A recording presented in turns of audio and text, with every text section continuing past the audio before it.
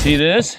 All right, now most of you out there probably think, Jeff, that's nothing more than a red clump of mud or red clay. No, it's not. This is a lot of information right here. This tells me that they were milling their own ore.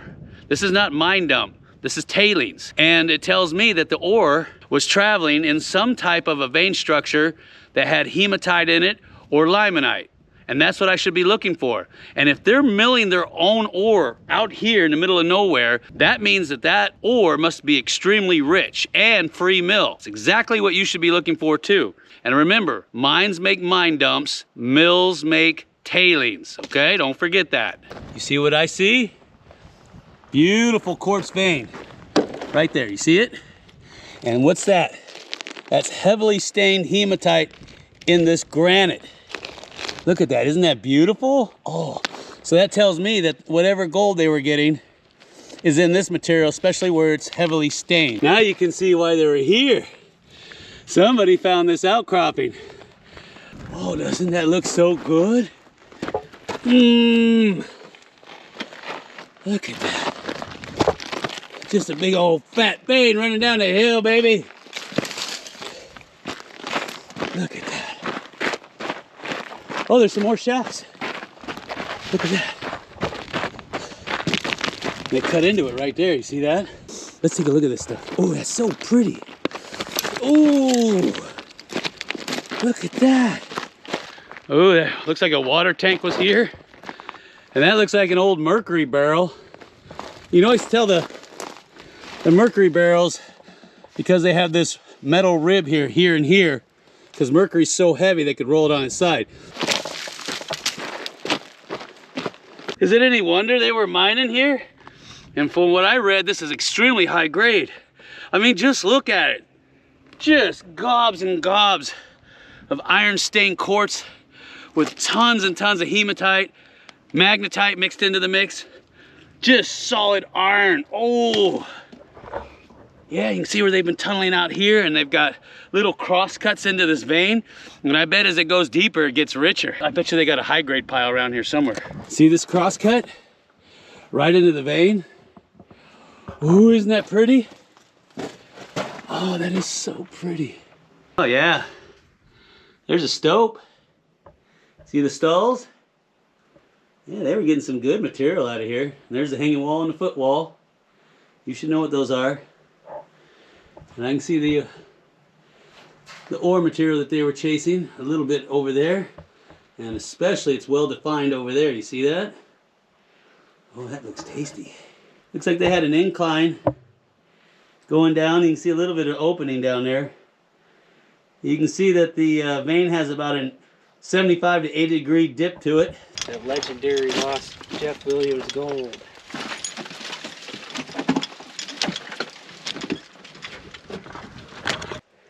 I got some nasty looking timber right there. All right, let me stop jaw jacking and get busy. Oh, thank you.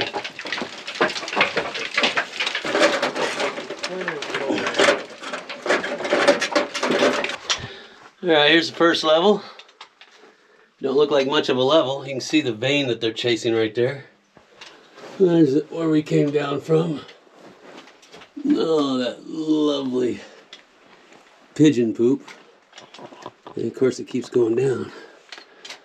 Oh yeah, that's lovely. Okay, let's go check it out. Stuff's gonna head down.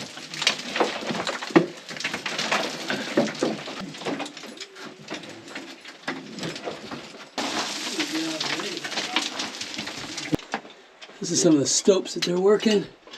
Oh, the stalls, you can see how the stalls are. Oh, look at this.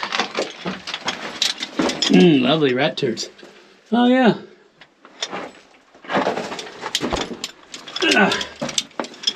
Oh, look at that. Some good looking ore.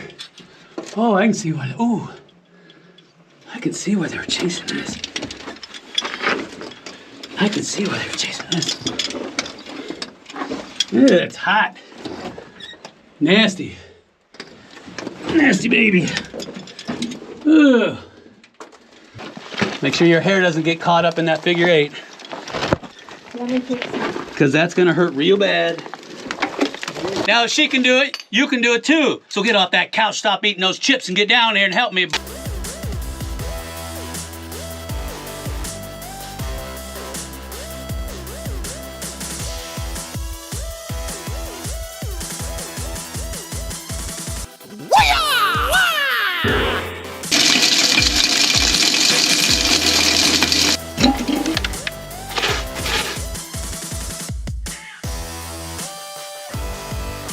Man! Wow, man, freaked out! Now, a lot of y'all don't know this, but we host treasure hunts every year. Look at the last one we just gave away. Woo, doggy! What is that? Now, if that don't make you drool, nothing will. Those are all silver Morgans and silver bars on top. That's right. We just gave that one away to David S. I ain't telling you his last name because I don't want you bothering him. If you want to get in on some of this treasure, we're hosting one next year. Hey everyone, I'm David Soul. I found Slim's treasure. I'm going to show you how I deciphered the map real quick, but before I do, I want to say thank you to Jeff and Slim for making this possible for everyone. It was a very fun and exciting adventure to be on. I also want to thank my brother Rick for coming out last minute and making sure I didn't die out there by myself. And also I want to thank everyone on Patreon who's already shown love for, the find. So let's just get right into it. All right, so right here we got the map and the list of clues. Over here, the list of clues is, for the most part, directions to get out to the location, but there are a couple of hints hidden within the clues that I found. We'll get back to that in a second. On the map, you'll find a starting location right over here, marked by Slim's license plate, which I actually never did find while I was out there, unfortunately.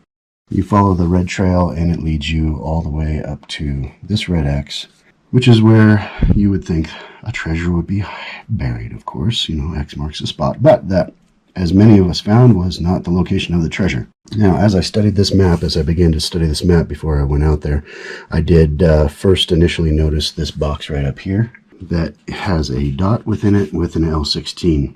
After doing a little bit of research on it, I discovered that L16 refers to luminescent grayscale 16 bits, which basically means that it glows under a black light. The second thing I noticed on the map was this scorpion within a triangle. Now, after doing a very quick study on that one as well, scorpions, I discovered, are luminescent under a black light, which Jeff mentions, I think, in a couple of videos. All right, so after dimming the lights and bringing out my black light, I discovered that this dot right here within that square does glow. And I came over to the scorpion and also discovered that it glowed. And then as I pull back a little bit, I find these other locations that glow. One at each corner of the triangle and one stray dot right at the toe of the scorpion. One of the other things that I noticed as I was studying this map was that if you look at the red X, the black X where Slim's campfire is, and then you also have two dots here with Slim's pick and Slim's gold pan. If you take a ruler, I found it a little bit too much of a coincidence that all four of those points line up. So what I did initially was I drew a line through those 4 points. After doing some thinking on this triangle, I had determined that these 2 points, the 90-degree corner dot and this stray dot at the tip of the scorpion's toe, if I used a ruler to line those two up, then it did intersect with the line from the other 4 points. So my initial conclusion was that the treasure would be located somewhere down in this area. One of the clues on the list here, number 12, says look for the arch. The treasure is near. As I was out there searching around, I did discover that at the red X location there is a headstone for Arch Stanton, which was one of the initial clues when this hunt first started. I did locate Arch Stanton's grave, but no treasure in sight. I also discovered that not too far from there, at a tree right next to it, there was another marker that was an unknown marker. Now, when we located that marker, that just happened to be where the gold ore was hidden. So I don't know if you can see that or not, but there's a little unknown marking. And then if you look down, right down in that hole, I dug up the last bag of gold ore, which currently is sitting right over here. Super excited, can't wait to get that home and pan it out. That is going to be super fun. But for now, it's going to sit right here while my brother and I continue to look, because I ain't carrying that big bag all the way down there just to turn around and come back up. So the bag will hide here, and we'll come back to get it after we've found what we actually came out here for. It was buried directly underneath the unknown headstone. After searching the area pretty thoroughly where I had initially determined the treasure was, I discovered that the treasure was not. So we continued on with our search and determined that somewhere within this line there would be a treasure. We searched high and low, and I then had come back to the map, where it took a little bit of time, but I did actually do some measuring, and I found that on the triangle from this corner point to this stray dot at the tip of the scorpion's toe measured out at 8.5 centimeters. So what I did is I took that measurement and I brought it up to this red X, and I determined that from the red X, 8.5 centimeters would lead right up here to this rock, where if you look at it from this angle, it looks a lot like an arch right here. When I got up to that location, discovered a small series of caves around the base of it, many of which were tucked up around the corner, and sweeping it pretty thoroughly with metal detector, that was when we did discover the treasure. Folks, I think we got this. We have ventured. If you look right down there, let's see here, right down there, you'll see the trees that we had found the unknown marked grave and Arch Stanton. And then in a straight line with the red cross on the map, the black cross on the map, and the two other points that are marked Slim's Pan and Slim's Pick, drawing a straight line through, coming all the way up here. And we found this little cove of small caves, and in this little one right here we got a pretty decent hit. And as I cleared away some rocks, I just happened to see that.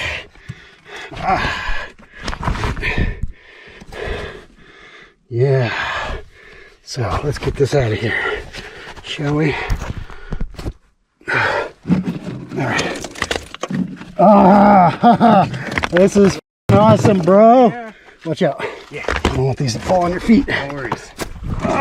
Please keep an eye above my head. Yeah, I will. Oh, you know what really sucks? You know what really sucks? What's that? Is that Slim forgot to send me the key. You're gonna have to wait to open it? I gotta take this all the way back home and wait to open it.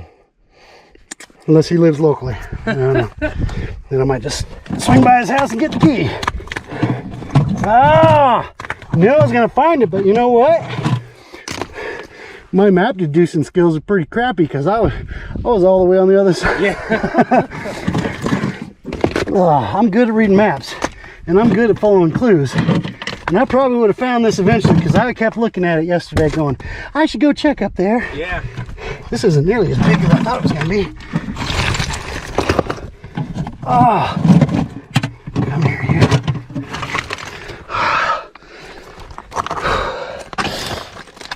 Oh my.